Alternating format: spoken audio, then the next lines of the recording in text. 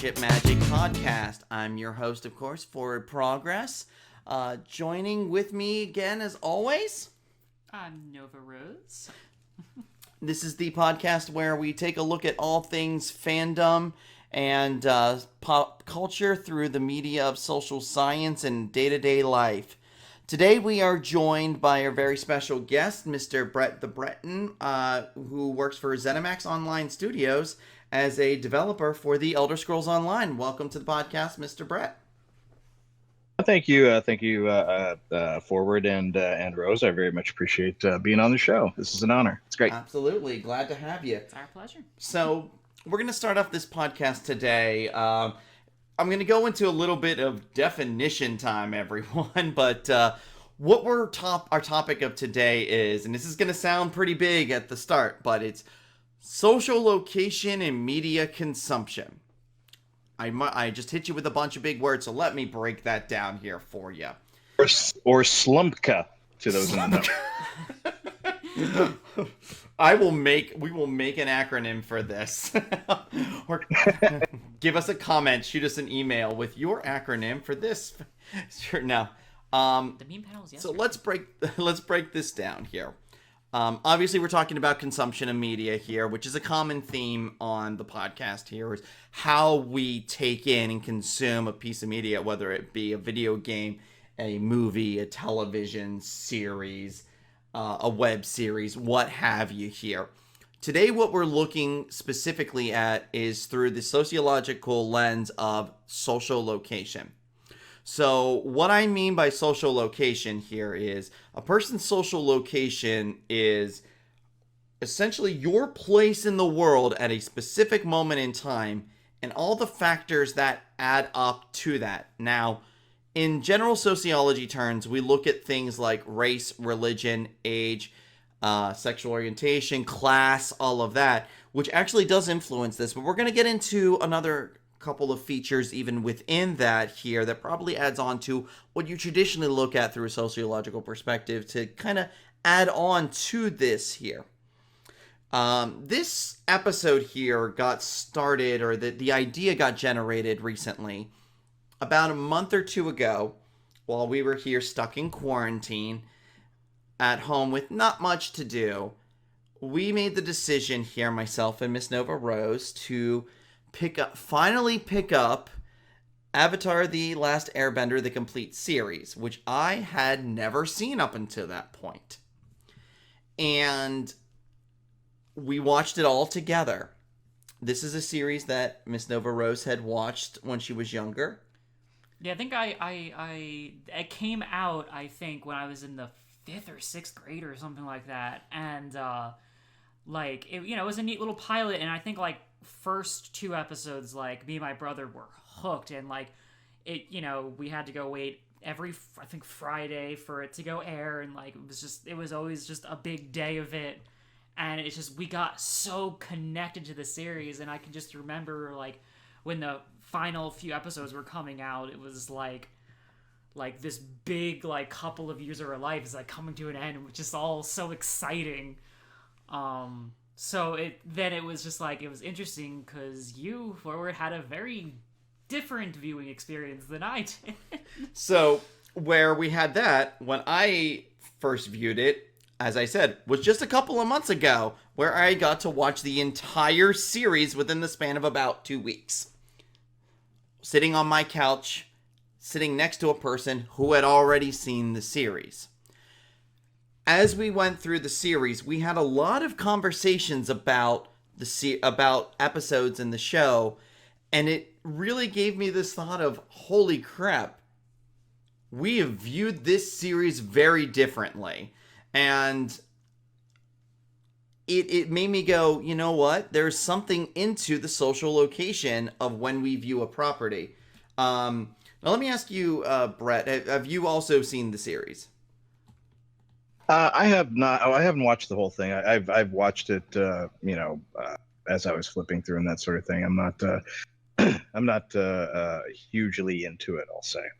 I'll say this, though, that brings up an interesting point, because a lot of times we have that where you have seen elements or maybe an episode of a series in passing that you will get a sense of a little something from it, but you don't necessarily have that experience of viewing it from the beginning in order. And this has become more of a factor, I think, nowadays than used to be, because as with the advent of social media and the advent of streaming platforms like Netflix and Hulu and such, in the modern era, it's very common to be able to binge a series beginning to end, starting with episode 1 and going in order and watching characters develop. Whereas, say, even 20 years ago, we had series like that, but not as frequently, I would argue, because a lot of things were very much pushed to be syndication worthy, I think would be a good term for it, where your networks wanted to create a scenario for your show where once you reached a certain amount of episodes, they could sell it into syndication, and no matter what episode was on in syndication, you could just tune in and tune out and just watch it, and you didn't have to know what came before and what came after. Yeah, and they were. I think a lot of times they were set up like that in order to make it easier for local affiliates and cable channels and such to do scheduling and that sort of thing. Absolutely. So let me ask everybody's kind of feeling on that nowadays. Is now that we've had this shift into streaming platforms and being able to buy complete seasons and complete series on DVD and Blu-ray and whatever the next one, Ultra 4K HD, whatever's coming next, 17K or something. How do we feel that has affected our media consumption in general? I feel like it's a double-edged sword where I feel like I know at least with Avatar, one thing that was really neat about it is since, you had to go wait a week after every episode, like it almost seemed as though like you felt the time going by just as the characters did, so like time gaps and stuff were more relatable, I guess. Whereas if you just binge the whole series, it's like, whoa, a whole lot of character growth all at once, and it's like wait, was that only like yesterday? It's like what's going on? How did like this person get so good at something? Mm-hmm.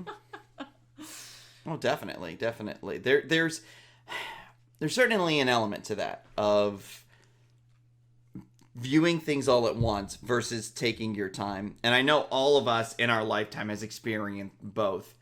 Let me just posit this question out to the group. Do either of you feel you have a preference? Would you rather take your time watching a series, or is the benefit of being able to binge it just something where you're like, I prefer watching it this way? I'll take this one. Just because, yeah, I grew up in sort of a different era, we'll say. It was very frustrating. Like when I was a kid, there was no DVR, there was no VCR, there was no, we didn't even have cable. So we had literally 3 television channels, and if you missed something, you missed it forever, as far as I knew at the time, because home video wasn't even really a thing yet back then. Quick side note, for those who know me, I am older than I appear, so do not be alarmed. Anyway. You're not a day over 17. Well, thank you. I appreciate that.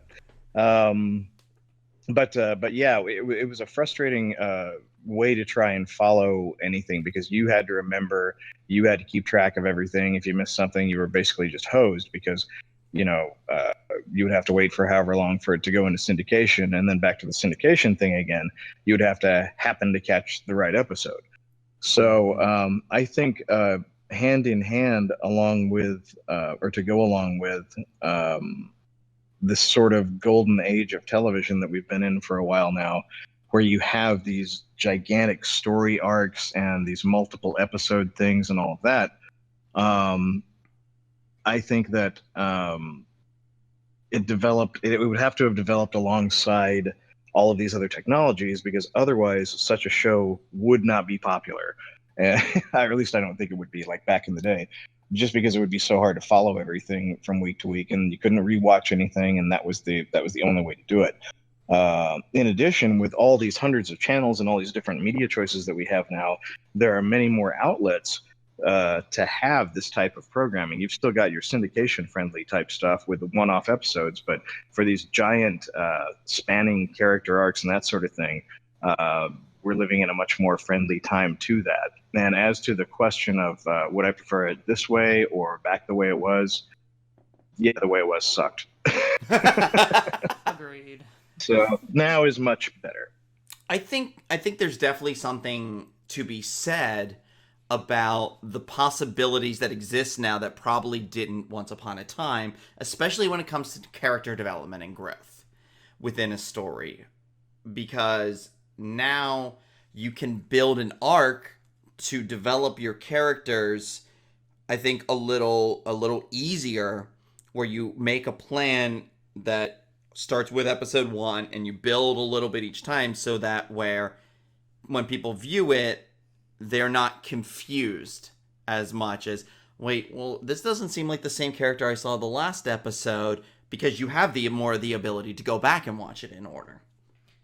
Absolutely. Go ahead. Oh, just one thing is, like, I know anime does this a lot, because I've been watching tons of anime lately, where I feel like with some series, binging is a little odd. Because I know I was binging My Hero Academia, and they like to go do a lot of recapping. And it's like, if you're watching it one after another, like in quick succession, it's just like, we get it. Like, I saw this scene like 3 minutes ago. There's something to be said. Anime is known for the recap episode, although those of you who know me and know my tastes and know some of the panel work I've done, a couple times now I've presented my Kill la Kill panel, which I think is the best recap ever. It's, I think, 2 minutes long at the beginning of the episode before the beginning credits even roll, and somehow manages to cram all of the important stuff in. It's glorious. I love that Senkes even, like, says all of the freaking club names for some reason. It's great. Doesn't need to be in there, but... Oh, goodness. But that's a very good point. Is there begins to be less of the need for that, I guess, over time. But we have kind of... I want to say while the shift is happening, there's still that pushback that one of the interesting things that we got at the advent of Netflix and Hulu and such is the concept of an entire season all dropping at once, which Netflix does all the time, where we're all, like, right now, all of us are anxiously anticipating season 4 of Stranger Things. And when it comes out, I know that myself and Nova Rose are going to probably make some popcorn, pour some drinks, snuggle up on the couch, and binge the hell out of it. Of course. Definitely. But at the same token, and at the same time, we now have Disney Plus. Disney Plus is throwing an interesting element into this now, where Disney Plus came out right from the get-go and said, we're not doing that. We are going to go back to releasing our episodes on a weekly basis or what have you, where it's not all dropping at once. And I think it's creating an interesting thing where you are viewing it in succession pretty much much more rapidly than I think we used to. But at the same token, it gives that little bit of breathing room. So I guess here's the question from that position of a social location of viewing. How much do we feel viewing it back to back to back versus giving breathing room week to week affects the viewing of a product? I think there's a couple of different ways that could be responded to. If you have, say, for example, well, like, let's look at a great example here, which was BoJack.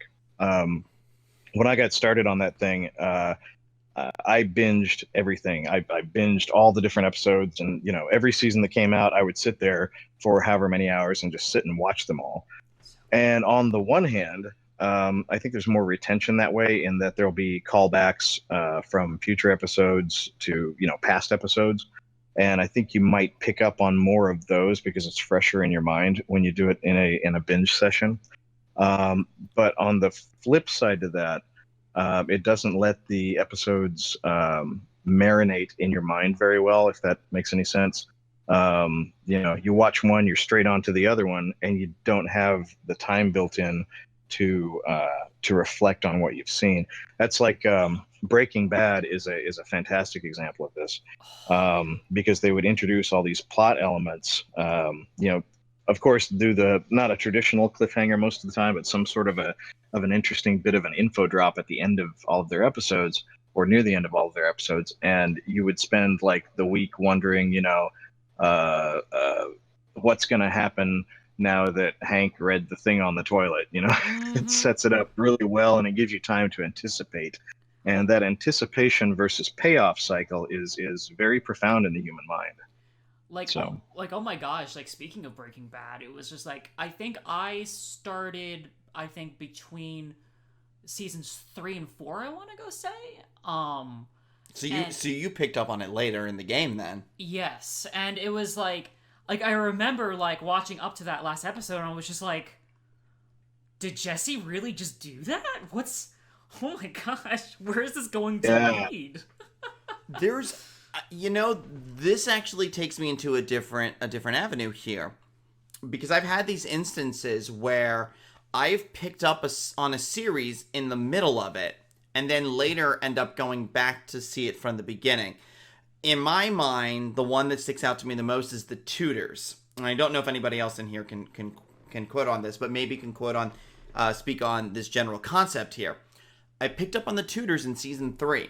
I had recently moved. This was like 2009, I want to say. I had recently moved to Maryland, and we had signed up with a new cable company at the time. God, remember having cable, honey? Feels like ages ago, doesn't it? In my day, we had this thing called cable. Oh, yeah, go ahead. Brett, you and I remember Betamax, so... I own a Betamax. See, exactly. So... But I picked up on season 3 of it, and the thing was, we'd signed up with this new cable company, and we got free Showtime with it for like 2 months or something like that, 2 or 3 months. And it had just actually started coming on, the new season had just started at that same time.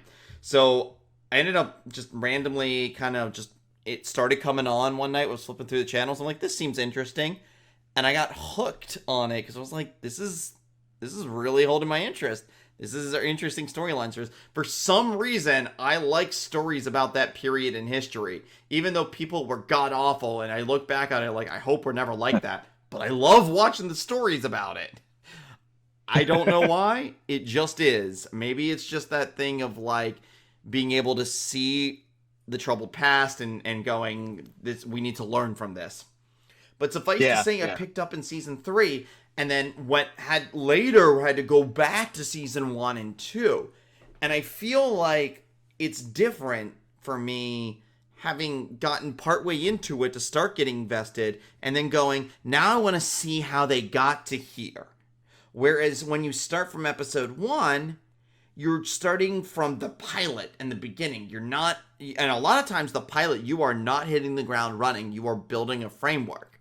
So that can affect it, I think, definitely with viewing. Well, I know going back to the Avatar thing is like going back and rewatching it for the however many time. It's like, it's interesting how almost one note a lot of the characters are, at least in like maybe like the first, like mostly in like the first half of the first season, but kind of the entire first season, like the characters are way more one note and the storylines are a lot more cliche than the rest of the series. So it's like I hate being that like, stick with it, it's going to get a lot better, but it's like, you know, watching it as a kid, of course, that definitely, like, I didn't see it like that, but now as an adult, it's like, yeah, I can go see why a lot of people who try to watch it now have that like instant turn off.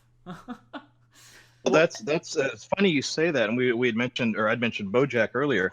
That's a good example of that syndrome as well. The first half dozen episodes of BoJack were released for critical review when the series was first getting released, and excuse me, it got kind of middling reviews. It wasn't I don't want to use the word fawned upon because it sounds like it's undeserved, but because it's not, it's very well deserved. But the first 6 episodes did not garner the acclaim that the rest of the series did, and it was for a lot of those same reasons. They tended to rely a little more heavily on like standard comedy cliches and things like that, and hadn't really gotten into the character building that we saw later. I don't know what happened with the creators that made them branch out into a different way for the rest of the episodes of the show.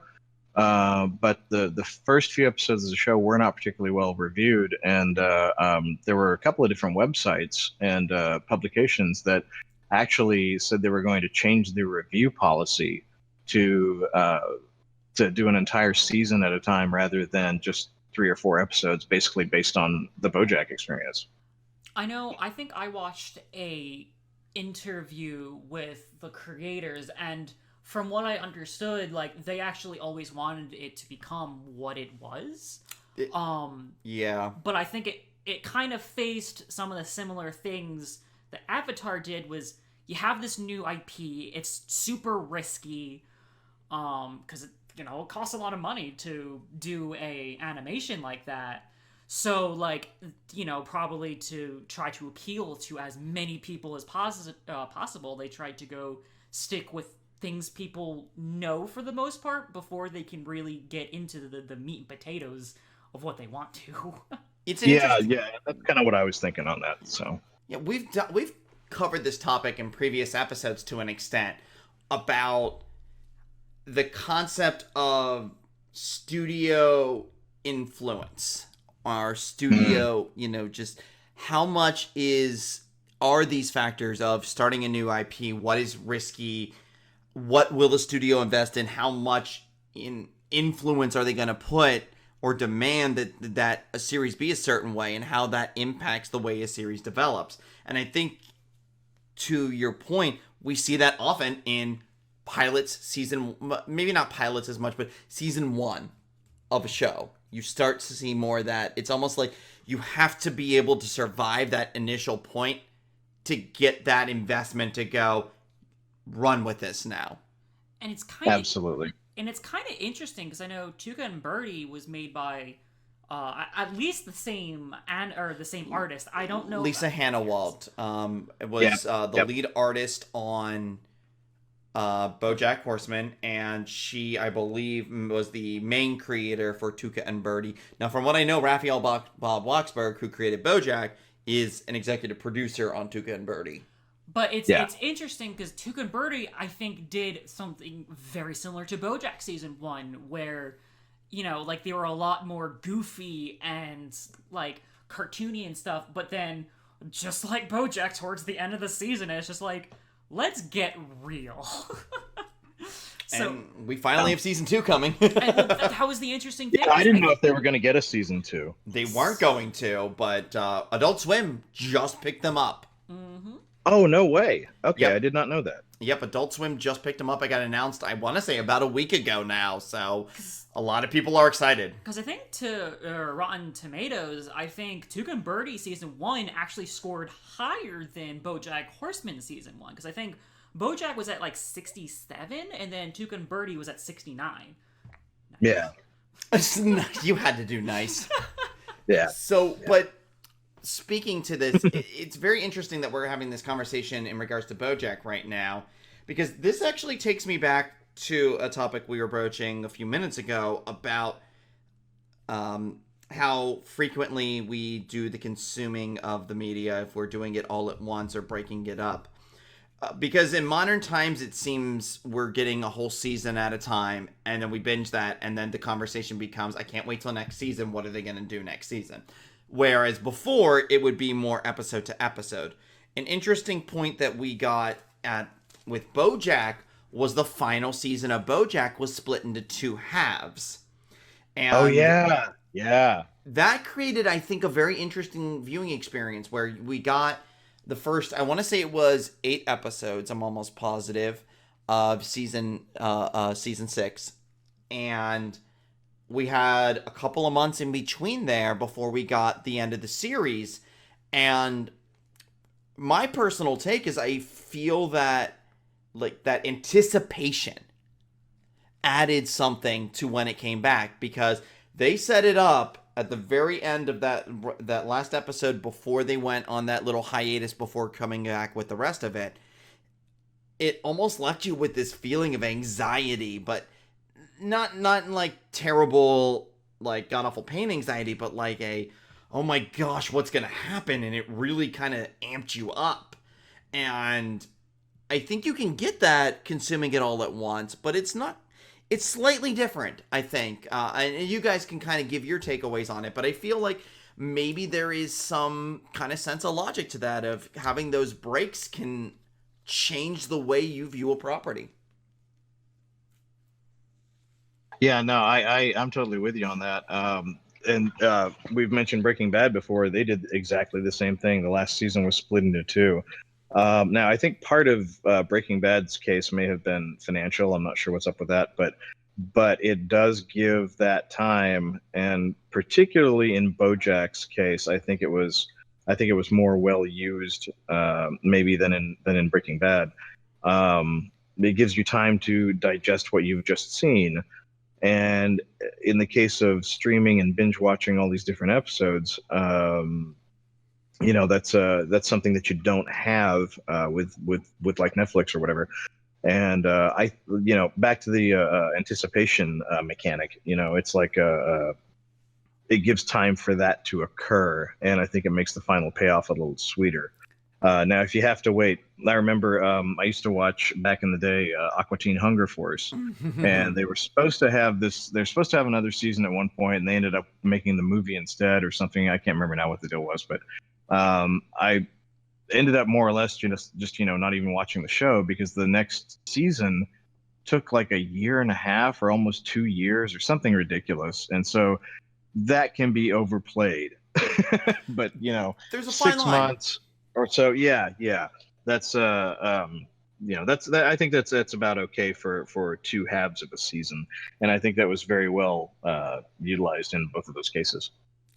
So there's almost so many topics I want to get to within this concept of social location, and we've already gone off of even more than what I had planned going into this episode, which, don't get me wrong, is fantastic. But one thing I definitely want to talk about, I knew we were eventually going to get to here, is looking at a property at a different point in your life and different history. And we alluded to it a little bit with Avatar, with you, Rose, where at what point in your life you view a property and how that makes it stick with you, as opposed to looking at it down the line.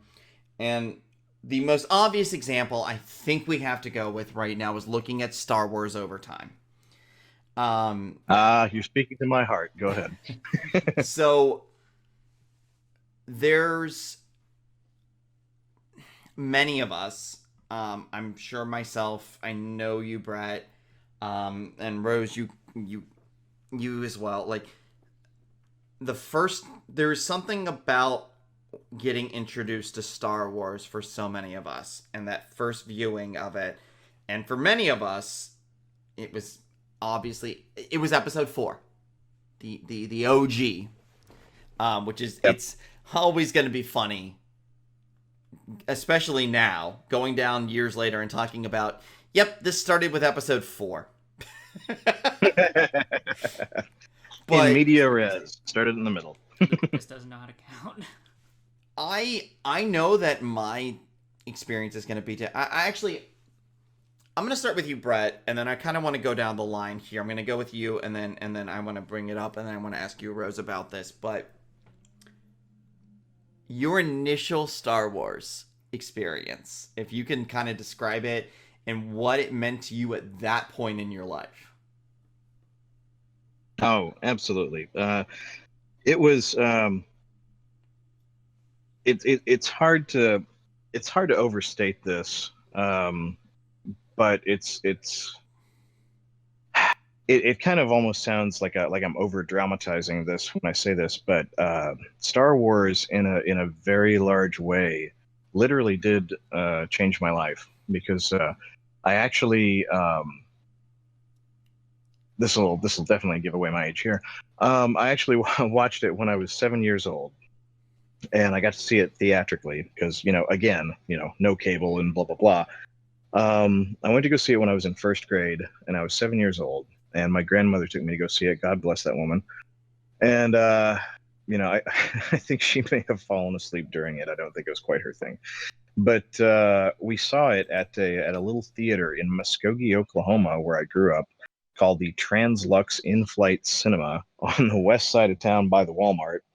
And found out many years later that it was in 16 millimeter projection. I always thought it was like 35 or 70 millimeter at all theaters, but that one had 16 for whatever reason. It was kind of a discount chain, but regardless, I went to go see this thing, and I remember I'd only been to really a couple of movies before that, like a Looney Tunes film festival, and what was the other thing? Swiss Family Robinson or something like that. Oh goodness! Oh yeah. I saw that theatrically. How terrifying is that? But yeah, we went to see Star Wars, and I'll never forget this. There was a line outside the theater. I thought, well, that's kind of weird. And I'd heard all these cool things about Star Wars, and I'd seen the television commercials and all of that. And a couple of I didn't see it like opening day or whatever. A couple of my friends had already seen it, and they were telling me about all this stuff, and all these toys were out, and it was just like this whole big deal. And I was like, well, okay, we'll go see this. And I was kind of excited to see it because I was always kind of into space and fantasy stories as a kid and stuff like that. I could never have anticipated how big of an event that was going to be for 7-year-old me, because I remember I sat sort of in the middle on the kind of the left-handish side of the theater, and they did the previews and all that, and I was like, yay, watching a movie. And then the Star Destroyer shows up at the beginning of the thing, and the music's all loud, and there's explosions everywhere. That Star Destroyer, that will forever be seared into my mind, that opening shot. I had never seen anything like it before. I dropped my popcorn when I saw it. Oh goodness! And my granny was like, I paid, back then it was like $2 or something. I paid $2 for that. Why do you do that? But I was like, I'm sorry, it's a space thing.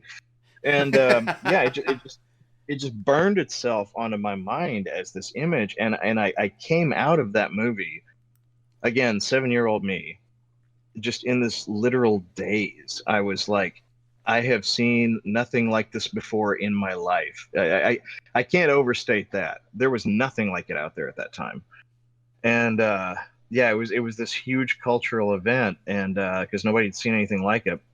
The sci-fi that had been out there at the time tended to be not very well done, not very well respected, and George Lucas, your Buck Rogers and your campy kind of stuff. And George Lucas took it and made it very serious, and it just created this whole universe in my head. And I immediately, went out and bought the action figures, and I didn't buy them. I pestered my parents to buy them,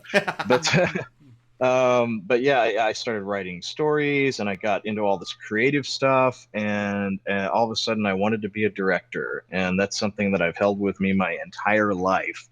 I later on in life, this has been about I guess maybe 10 or 12 years ago, I actually got a really nice video camera. At the time, it was a Panasonic DVX-100. It had a really amazing film look to it, and did a couple of short films and won a couple of awards. I don't think they're out there online anywhere. I need to post those one of these days. I was going to say, like, you realize you've just made me want to go to Google right now. Well, there were two of them. There was Read Me a Story. That was the second one. And there was Man on the Side of the Road. They were both sort of horror thriller type things. And but right after I made them, my life kind of changed around, and I ended up moving and all these different things. And so, I never was able to really go back and fulfill that. And I still think about that to this day. I still, I still look at things cinematically to this day, like, how would I shoot this? How would this look on film? What kind of a, how would this work as a story idea? Every single day of my life, that happens in my mind somewhere. And it's all because of Star Wars. So, yeah, that's my experience with it. God, we should have just turned Star Wars itself into its own episode, I think. But Yeah, probably. because I have somewhere we're going with this, but I wanted to kind of get a sense of everybody's first experience so we could have the discussion. Yep. So my experience, somehow, I went through my life until I was a teenager without experiencing Star Wars. And as somebody who, I was born right around the time that Return of the Jedi premiered in theaters. I think it was the same month, even. Oh, wow. So I don't know how. Like, I knew what Star Wars was, and I had, Star Wars was that thing that was such a part of pop culture at that point. Like, I was born in the 80s, and I was kind of like self-sheltered, I want to say. Like, my parents didn't really shelter me that much, but there was a lot that I didn't experience outside of things like Power Rangers and Ninja Turtles as a kid. And it was the 90s, and they announced the special editions were coming out in theaters. And it seemed a really interesting time to be like, let's explore this. Yep. I don't know how many people can say this. Maybe a lot more nowadays. But the first time I watched A New Hope was the special edition. How about that? Oh, wow. I hadn't considered that. That's interesting. And I want to come back to this point in a bit, but it was interesting. It was very much a wow moment for myself as well. Where it blew me away, and I just, I don't remember how old I was at the time. Like I said, I was a teenager at the time. I know that much, and I loved it, and I just became all Star Wars, everything there for a bit, and this was right, a new Hope had just gone into theaters. And we weren't going to have to wait that long for Empire Strikes Back and Return of the Jedi Special Edition to come out. And I had to have a debate. This is an interesting thing about a time in history. Teenage me had to decide, is it worth me waiting and experiencing the first time of it as the special edition? Or do I want to dig out my parents' VHS copies and watch them? Oh. What a choice. Oh, ouch. I couldn't wait. I had to do it. I had to watch it. But because the thing about it was, it got sold off as, like, these are the movies Lucas wanted to make originally. He was adding in these little things he didn't have the budget for, and they weren't proven back then and whatnot, and adding these little bells and whistles. And there's always going to be debate about this, and I want to get into that debate in a bit, but I loved the original special editions as they were at the time. Granted, I recognize that was my first viewing, so that slightly alters it, but it was definitely different seeing Empire and Return of the Jedi special edition, because it was within the span of a few months there. I was my first time seeing each film. And within a couple of months, I saw the new amped up special edition within only viewing it for the first time in its original form like a month earlier. Wow. It was a trip. It was interesting, and I feel like that gave me kind of a different perspective on things. And I want to dig into that here in just a moment, but I want to make sure each of us have a chance. So, Rose, Miss Nova Rose, your first Star Wars experience. So it's definitely a lot different because y'all grew up with the original trilogy, and me, I had the prequels. I think episode 1 came out when I was 6. That tracks. And it's interesting because like my my aunt, uncle, and cousin were like stupidly like obsessed with Star Wars. So it's like the moment that came out, like we like made a day of it and went and saw it in the theater, and it was like, you know, I of course loved it, and like it was like a big like I guess bonding thing with my family, which was really cool. But it was just like then episode 2, then episode 3 came out. I was just like, I love those prequels. And then I don't think I actually got to watching the original trilogy until I was in high school, I think. Wow. Which is wow. Which is like, I don't know, it was one of those things where for some reason I just never watched them. But we found, I think a big part of it is we just didn't own it because, digital wasn't exactly a thing then. Right, of course. But I think we managed to go find the special edition trilogy at a garage sale on a VHS, and it was just like, all right, let's make a night of this and just watch these finally. And what did you think, having not seen them previously? What did you think of that experience? It's interesting because it was like, I think it was I grew up with the prequels, so I think they always have like a special place in my heart just for that nostalgia factor.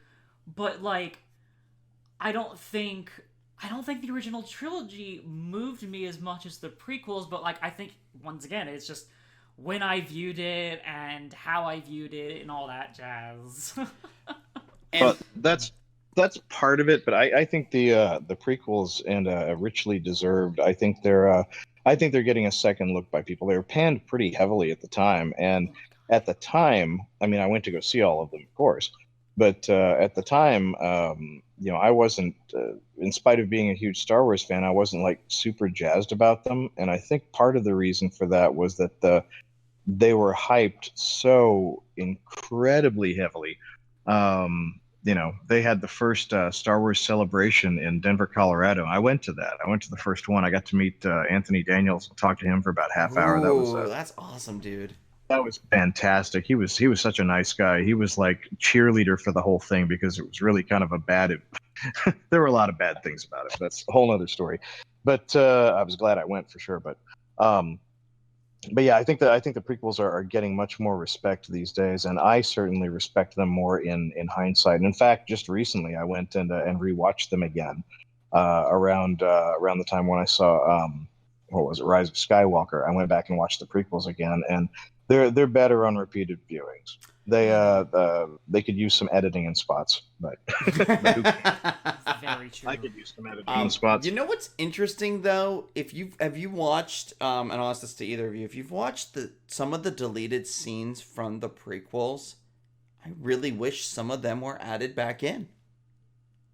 Mm-hmm. And granted, I don't know that I've watched the deleted scenes. I know I've seen them because I'll tell you, as I've said, the special editions that was the time when I really got into it. And what followed within 2 years of the special editions? Episode 1. I cannot tell you how hype I was for episode 1. I think I saw that 5 times in the theaters at minimum. I did not camp out, but I bought my tickets way early. There was a brand new movie theater that had just opened up in town. It was my first time seeing a movie theater in that theater since it opened, or seeing a movie in that theater since it opened, was for episode 1. And so there is this thing that lives in my mind of this magic of that moment of, this is the first time I'd even been in that movie theater chain. So it was my first time experiencing like even the preview stuff, like their coming attractions little animatic and their little like, here's our feature presentation animatic, along with my first time seeing episode 1 and getting those goosebumps in the theater when it, a long time ago in a galaxy far, far away, comes across the screen. And I had so much episode 1 merch. I was obsessed with it. I loved it. I still love it to this day. in my eyes, it is 75 times better than the other two. Granted, everybody's their own opinion. I will not diss on anybody's opinion within them. I played so much Phantom Menace on the PS1. I had that. Such a good game. Episode 1 Racer in the arcade is one of the best arcade cabinets to ever exist. Oh, preach it. That thing was amazing. It was. And I played it so much on my N64 back in the day. Isn't it going on Switch? Before, It's coming to Switch. Yeah, it's coming to Switch, guys. wait, what? Racer. Episode 1 Racer is coming to Switch. Are you? I didn't see that. Yeah, digitally. I don't know when, but I heard it's coming. Oh my god, that is fantastic. So that's something I would pre-order. I don't pre-order a lot of stuff, but I would pre-order that. Yeah, oh my I gotta god. look into that after this. I've been preoccupied by I don't know, the pandemic, but you know that's not the point. But there is that. Suffice to say, you know, and granted, I loved 1. I'm not a big fan of episode 2, but like it's an interesting thing because when I look at the prequels, I look at them, I love the story of the prequels, and I love all of episode 1. I love the story of all of the 3 more than some of the execution within episodes 2 and 3, personally. And granted, some of that's nitpicky stuff, and it's just personal taste, and I understand that. But I wanted to bring up this point of each of us experienced our first take on Star Wars very differently. So we all loved it, but it was different, and different elements are going to hold different value to us within that. And Star Wars is a franchise that's existed for so long. And our last episode that we recorded before this, we talked about legacy franchises, and Star Wars was one we got into, in that it has, not only has Star Wars grown over the years and had different formats, now it has a different company, it has different hands in the pot, so it has gone through so many different iterations and such. And I think the thing here to say is that depending on how and when, and like really your social location of your first Star Wars viewing really is going to have an impact on how you view all of Star Wars, which is a pretty massive franchise at this point. Yeah, you're absolutely right. And to go just briefly to go back to the social location aspect, I really identified with Luke in the original, episode 4, because even as a child, I felt like, here I was in this small town in Oklahoma, not a lot going on. There's, even as a kid, I kind of felt this call to adventure in other places, and, figured I would never be able to do that. So yeah, there was a little bit of vicariousness and a little bit of wish fulfillment contained within Star Wars for me. There's a quote that I have said several times, and I'm pretty positive I've used it on this podcast before. But it's this thing that came across my mind at one point, that life feels like a constant battle between nostalgia and progress. And that's pretty good. We're talking about a franchise here that has been around for over 40 years. With different iterations. It premiered in 1977. 1977. Actually, yes, 6 days ago, May 25th. 6 days ago, May 25th, 1977. It's so funny because I actually have that up on my screen for my notes for this episode. One thing I'm just going to say as a side note is it's very interesting how, like, I've noticed from the original trilogy to the prequels and now to this new, they're all in different generations, because I didn't realize that there is a solid 19-year gap between Empire Strikes Back and Episode 1. Like, well, you had Return of the Jedi was 83. Oh, so 14, but still that's 16 years. Mm-hmm. So yeah, and then the new trilogy came out only a couple years ago. Yeah, and we can argue about a lot of things with the new one, and the main thing I really want to talk about with the new trilogy here is that for all three of us here, we each got to experience it as it came out. having already experienced other Star Wars content going in, there's that interesting reality here where there are probably people out there, probably kids growing up nowadays, where 7, 8, 9 might be their introduction to the franchise. Mm-hmm. Which is probably kind of crazy to think about, isn't it? But still blows my mind. But it's kind of in the same way of, like, I think for somebody like Bret or myself, it almost is crazy to think about people having the prequels be their intro. Mm-hmm. So yeah, it's like a generational pass down the torch sort of a thing, maybe. So, and then there comes that element of, I mean, I'm just going to call a spade here. There's a lot of derision. There's a lot of just back and forth and not kind words and just honestly some hateful stuff that has gotten spewed within Star Wars fandom, and it's like fan on fan, really. Oh, we could do like a whole episode on the toxicity of the Star Wars fandom. I'm so disappointed in a lot of people in that. Well, didn't mean to interrupt. Go ahead. Yeah, and trust me, we only have so much time, and we can get into those factors. Definitely, I think that we'll get into some of those in more in other episodes. But the thing that's really getting to me with seeing all this current derision with the new prequel or the new sequels, the new trilogy 7, 8, 9 now, is we've definitely probably each have our own takes on it now. And I've noticed within myself that I feel as I've gotten older with the various ones, not that I didn't have a semi-critical eye for the originals at certain points, but I notice as I've grown older, my criticism has grown, and I guess that's only natural, but I did still thoroughly enjoy all three of the new movies, 7, 8, and 9. Granted, I don't feel they're perfect. I feel like there's a lot of little things I could tweak and stuff.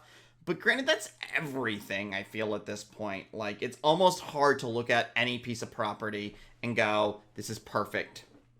I wouldn't change a thing, or I wouldn't have done this if it were in my shoes, type of thing. So we're seeing all this derision right now and such. And then I guess the question becomes, have we reached the point where the social location of this, of the viewing, of those people who grew up with Star Wars now viewing the new one, versus those people whose social location of viewing it is at a different age, a different period in their life, a different generation, how much of that is really the essence of what is causing this derision right now? Absolutely. Oh man, I'll let you dive in on that first, Rose, if you'd like, because that's a great question. I'm gonna go say well, it definitely does suck seeing all these Star Wars fans just fighting with each other. I know one that's been hitting close to me recently with Avatar, going back there again, just going back on Netflix. It's interesting to me that, I guess just because of how much of a gap there was between the original series and Korra, it was when I originally saw Korra when it came out, wasn't really a big fan of it, to be honest. But then, but there was a big enough gap where some people grew up with Korra and then, haven't exactly seen the first one yet, and then go and actually see the first one, and it's just I don't like this. I like Korra better. And then it's just I'm seeing all of this infighting right now over this one's better, then no, this one's better, and it's it's sad to see, because both properties have merit and they're both phenomenal. It's just, why do we do this? Well, yeah, and Bret, you had what you wanted to say here with that too. Yeah, let me see how I can get my thoughts together here on this. I definitely do not feel that the most recent trilogy was maybe the best that it could be. I've got, critical nitpickings to make about it, but the thing that kind of baffles me, although I do have a theory about it, is how the user base just got so toxic about it. You know, you don't like a movie that is part of a series that you love so very much. I get that. I mean, that would be hurtful. But you don't go around shooting off death threats at people over this. I mean, it's a friggin' movie. You know, it's not. Someone didn't come to your home and insult you personally. You know, it's like people are lacking a sense of perspective. And I think my theory for this has to do with a lot of that. I think has to do with the coming of age of the internet and the immediacy of that, and the potential anonymity or semi-anonymity of that, even though there really is no anonymity on the internet. But that's another discussion.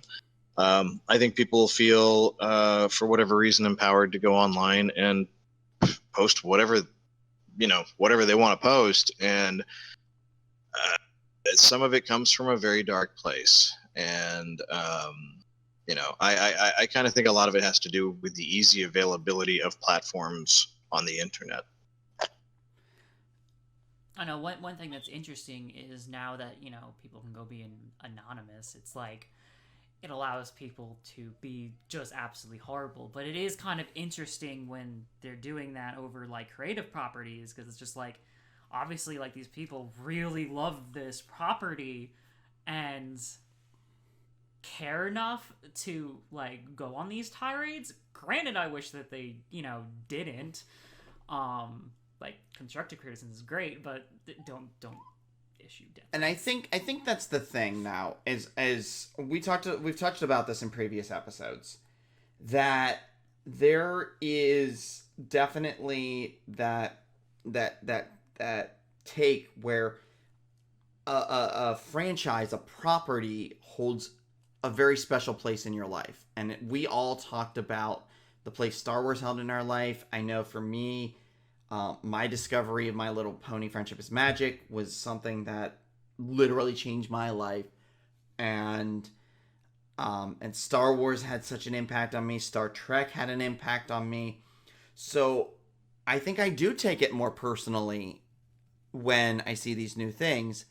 And I've had to kind of take a step back from myself at times and go, it's okay if I don't like it.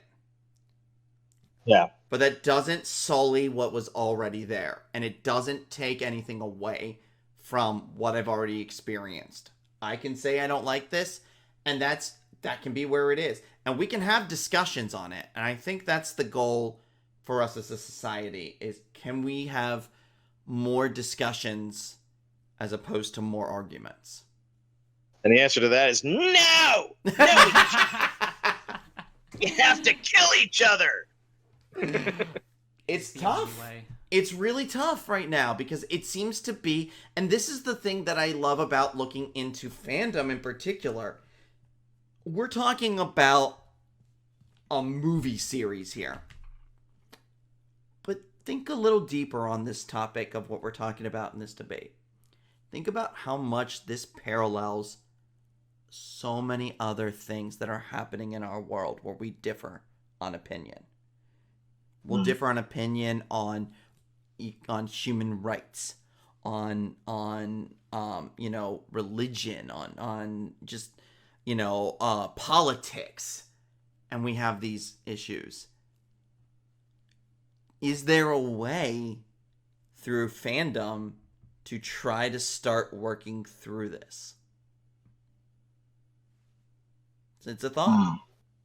That is a it's you make a very good point in that society, I think, I'm not sure about the rest of the world, but American society in particular kind of has gone down the same path with its civil discourse as we have with criticism of the Star Wars movies.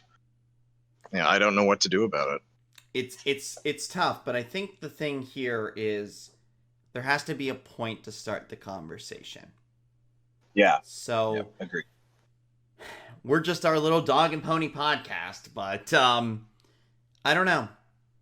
I guess that's a thing I kind of want to leave everybody with in terms of maybe it's something to think about. Even that thing that you despise, somebody else probably loves. So, Yep. how do we come together Yeah. through that? And I don't have this is the thing, is I don't have the exact answer. But I think having the conversation is the first step. And having it be a conversation and not a mauling is right there with it. Oh, No. definitely. No need to be antagonistic. And we all have our moments, we all have our things that really call out to us with it. But it's hard too. This is the thing. It's hard to make the first step and to make the first move. And when you have, especially when you have disagreements with like a friend.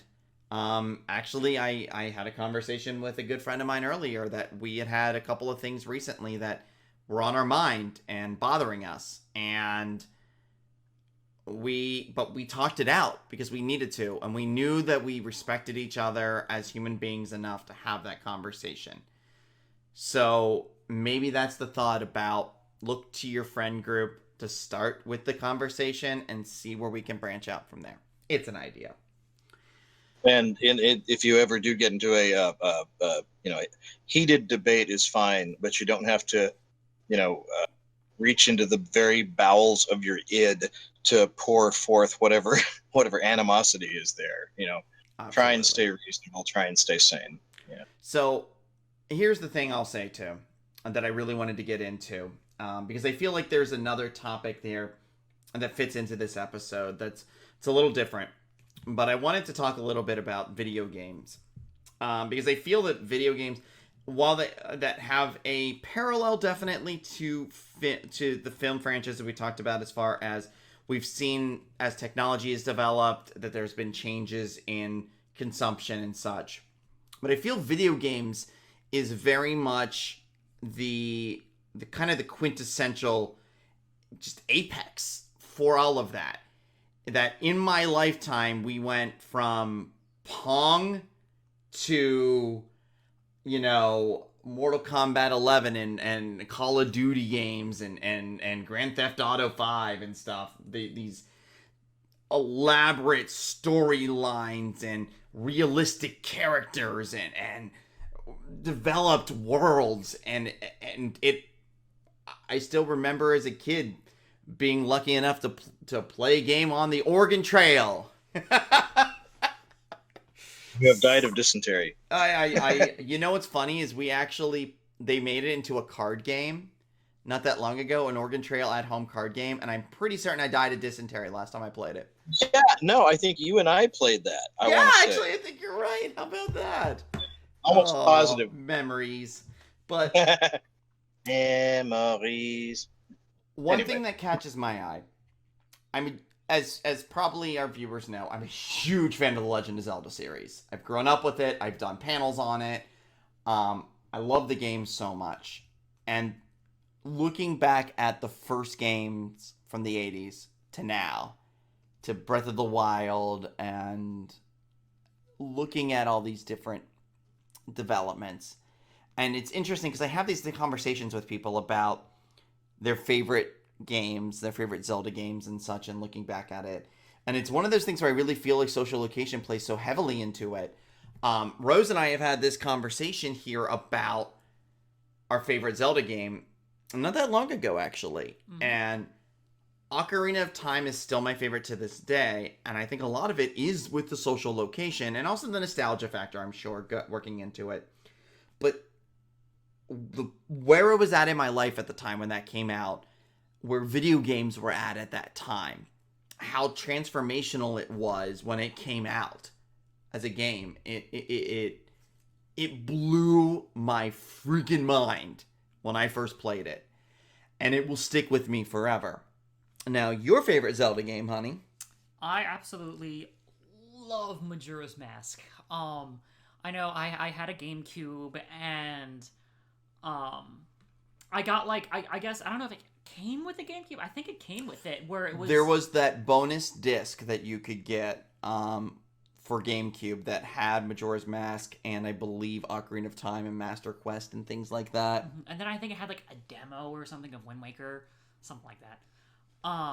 But anyway, yeah. So like I was just playing that, and it was just like, I guess just the such unique style of game it was. Like the whole like, you know, you have 3 days and then you have to like go back to the beginning. And you have to make sure you like do everything in that timeline, and just the overall, I guess, charm of the world was just, I don't know, it just really touched me. And unfortunately, I didn't actually beat the game Until the 3DS. No, actually, I think we managed to find it again because like we had been moving and it was a whole mess, and then we found the GameCube again and actually beat it like a couple years later or something.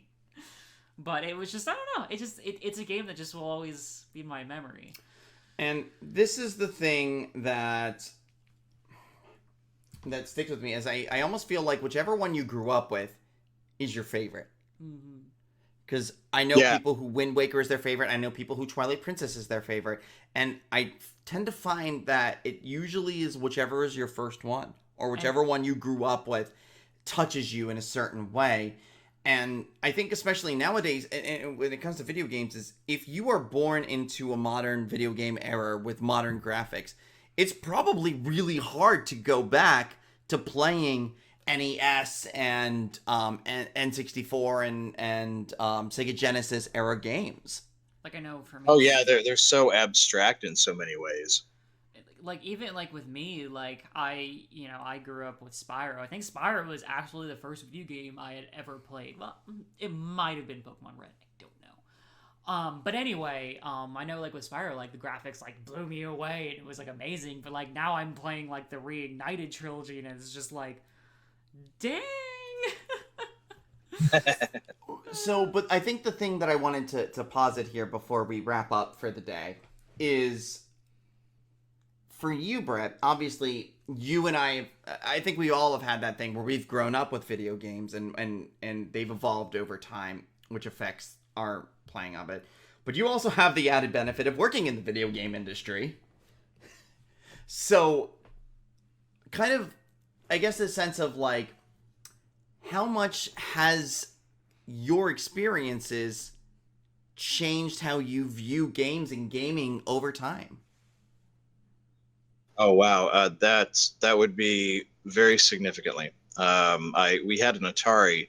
I was fortunate as a kid to have one of those when I was a child, and so my memories of playing the Atari are, it would be a very rudimentary and crude game system to play today. But back in the day, it was incredible, and that was another one of those life-changing moments where I was enraptured with video games for a very long period of my life, up until about the time I got into college, and then I dropped out for a number of years. Not during college, but I'm sorry, I should say after college. I just really didn't play anything anymore, and it was unfortunate because I'd had so many great experiences, like the Atari, for example, like when back to the Zelda thing. For me, it goes back to what you were saying, and it kind of parallels Star Wars as well, because it was the first one that first game that came out. I guess it was just called Legend of Zelda at the time, and I had the Nintendo, and I wasn't used to games that would. I mean, I'd played games like that on computers before because I'd always kind of been into computers as well, but where you could save your state and it would automatically load it and things like that, and that opened up a lot of stuff on the NES at the time, or at least I thought. And I just thought it was just a very fantastic piece of design, and I loved that it had a world map and all these other things. And now I work at a company and make a video game that has a world map and all these other things. So it's kind of funny how that worked out. But yeah, I was around for. I remember when Wolfenstein, not the original Castle Wolfenstein, but Wolfenstein 3D, when it released that was when I was in college, and it took I forget how long it took to download a 1.44 megabyte floppy so we could play it. But yeah, that was a big a big literally game changer as well, because that kind of introduced and invented the first person shooter. And neither me nor my friends had seen anything like that ever before. And I was like, wow, this is going to change everything. And, look at us now. So yeah, it definitely changes your outlook, I think, on gaming, depending on kind of when you got into it, and in my case, when I got back into it, if that makes sense. Mm-hmm. Definitely. We could probably talk for hours on end, but at some point we have to end this episode. But I think we've probably already developed topics for future episodes as is. But yeah. Well, I assumed you would eventually get around to games, because, why invite the game guy on if you're going to talk about movies? So we may just have a specific video game episode coming up. Star Wars, it's a topic you could probably talk about for days on end. So definitely, yeah. But definitely, I do want to thank everyone for joining us today. Thank you all for listening. Definitely a lot of great subjects we've touched upon, and I think I just want to leave everybody with this just sense of, just think about this when you go out in the world and interact with people, is that everybody's got a unique take when they view a piece of media, when they play a game, and it's going to be different than yours probably, and you might be on the same page in certain ways, in other ways you won't be, but that doesn't make everybody's opinion less valid than yours, and maybe sometimes it'd be interesting to start those conversations. That being said, I want to thank our guest today, Nova Rose, of course, as always. Where can people find you? They can find me at Nova Roselia at Twitter. At Twitter. We've been talking too long. Yes. and a very special thanks to a special guest for this episode, Bret the Breton. Thank you for joining us. Oh, you bet. Thank you both for having me on. This is always a pleasure. Absolutely. With that being said, though, I want to thank all of you for listening again today. And as always, remember to keep friendship magic out there in the world. Thank you all for listening.